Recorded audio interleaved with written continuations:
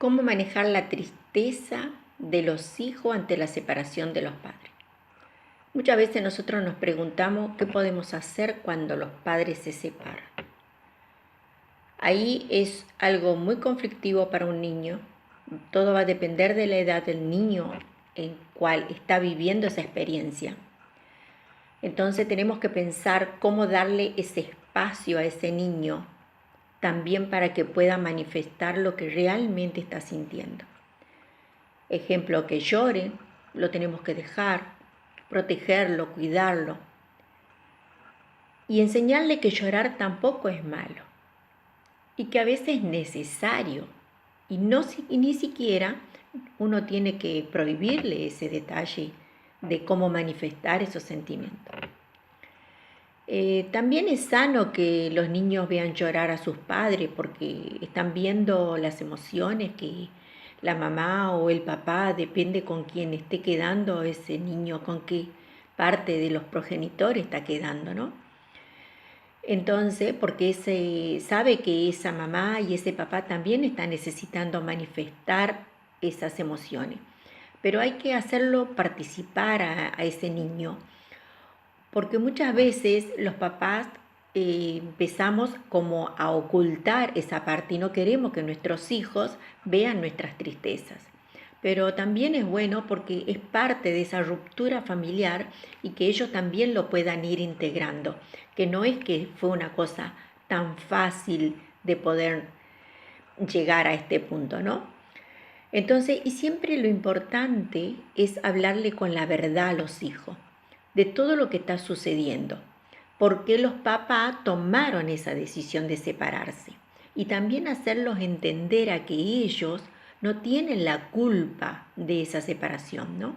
También por eso, como dije anteriormente, también va a depender de la edad que tenga ese niño, ¿no? Y el lenguaje adecuado que tenemos que tener como para explicarle todo esto que estoy diciendo, ¿no?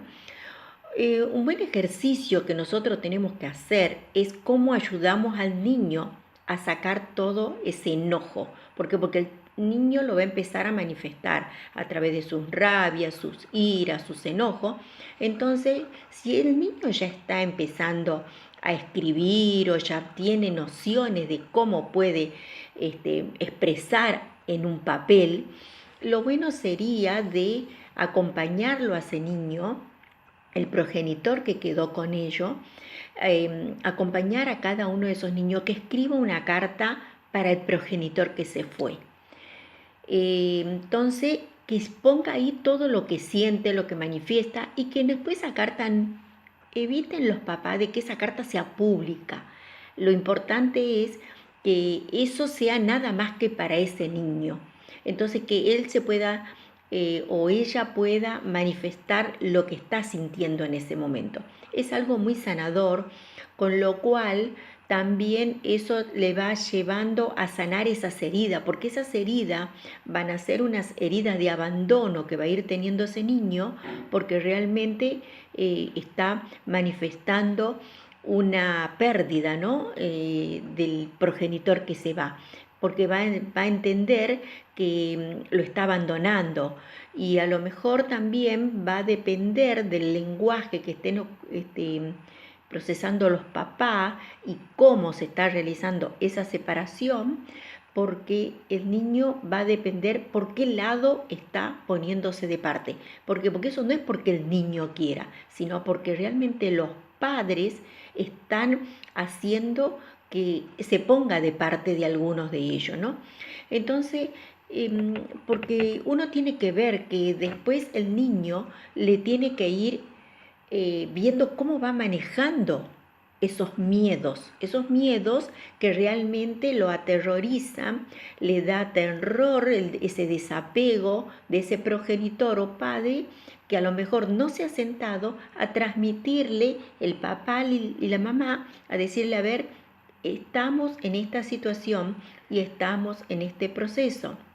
Entonces el niño empieza a sentir como que hay una pérdida y en esa pérdida todo lo que se pierde vienen emociones y esas emociones de ese niño a lo mejor no tienen la capacidad todavía de poder entender el tema, ¿no?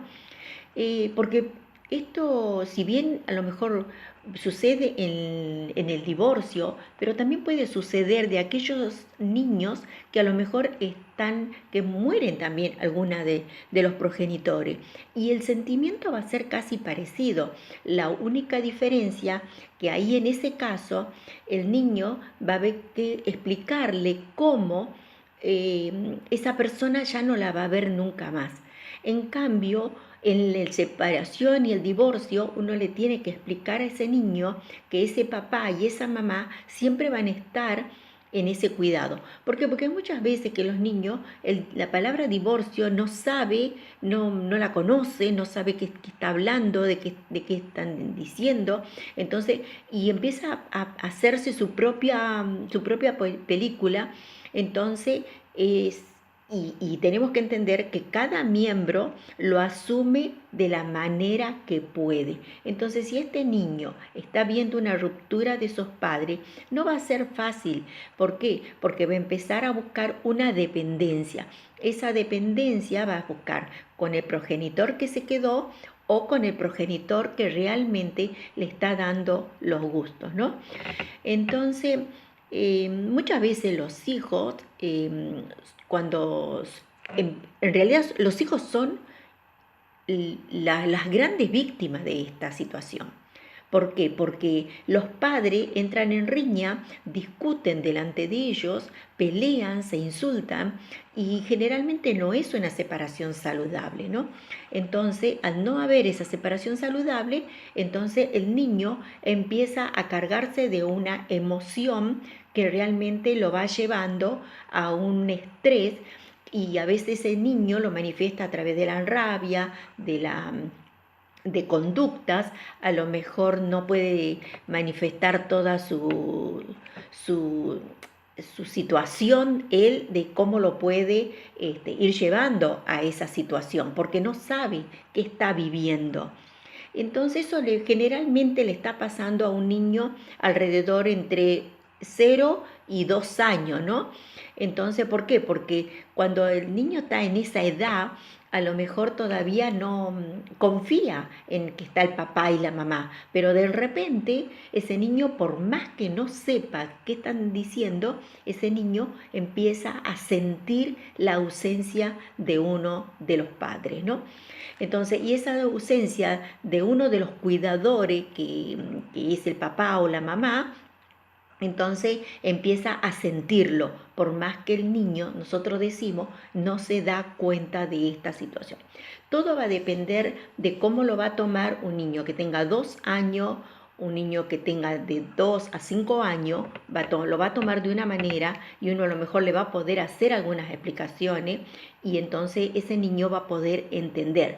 Cuando un niño tiene de 3 a 5 años, en esta etapa suelen hacerse ya como preguntas. ¿Por qué? Porque ya empiezan a hacer, a averiguar, a preguntar por qué pasó esto.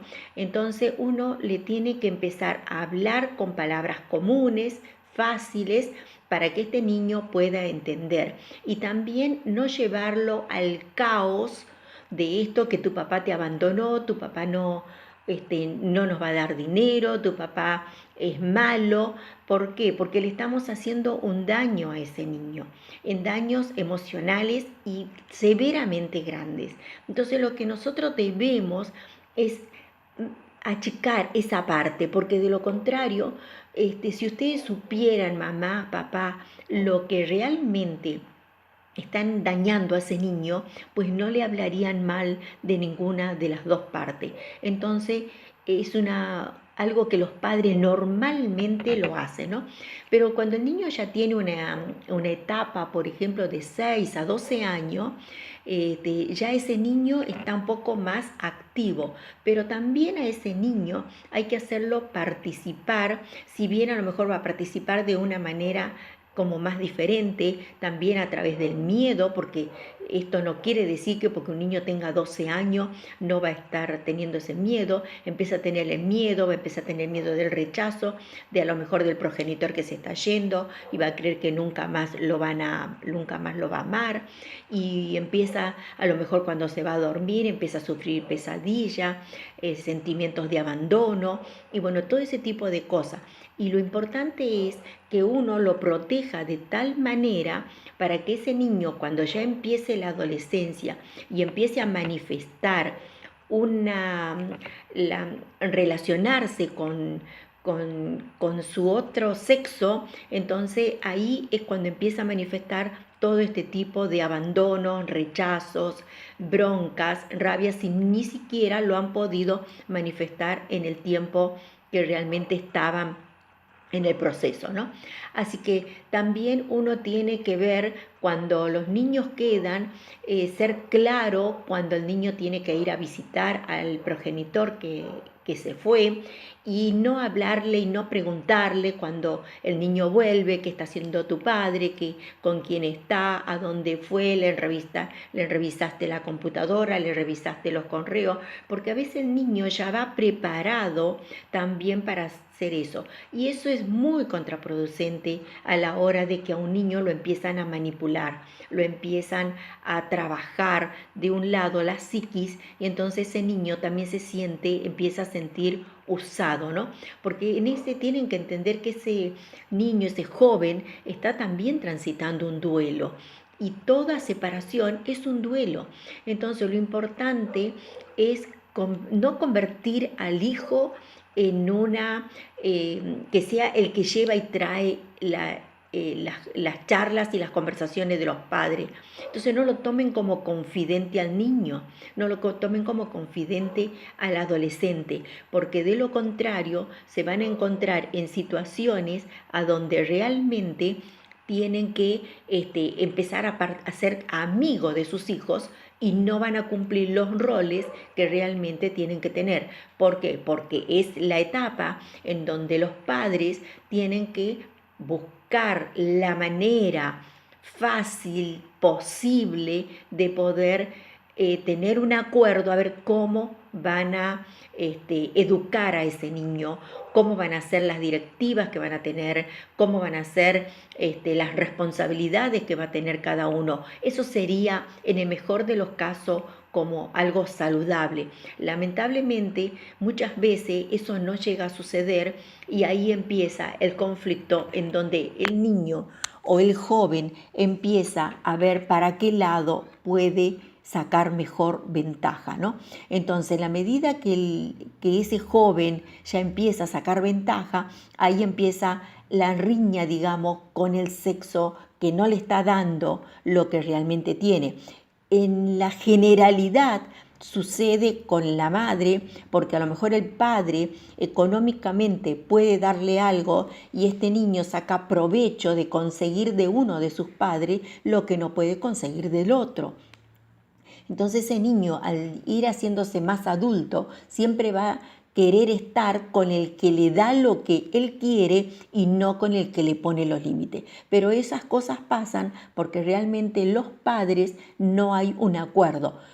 Lamentablemente es tan complicado que los padres se pongan de acuerdo. ¿Por qué? Porque ya hay una riña entre el padre y la madre, entonces a ver cuál es más vengador o cuál es más vengativo de esto. Y si supieran que a ese niño lo único que están haciendo es haciendo un gran daño.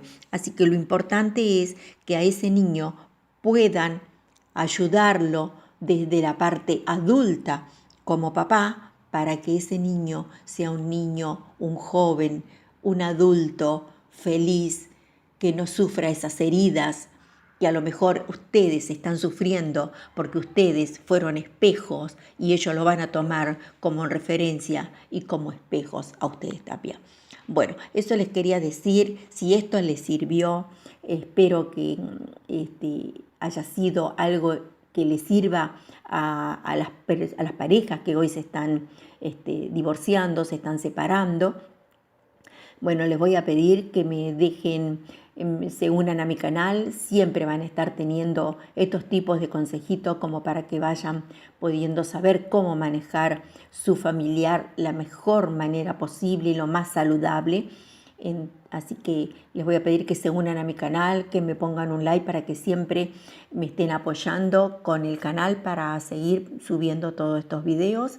Así que les digo que me sigan si ustedes consideran que realmente hay amigos, parientes, familiares que realmente están viviendo situaciones, que lo compartan para ver de qué manera puede ser más saludable para un niño, ¿no?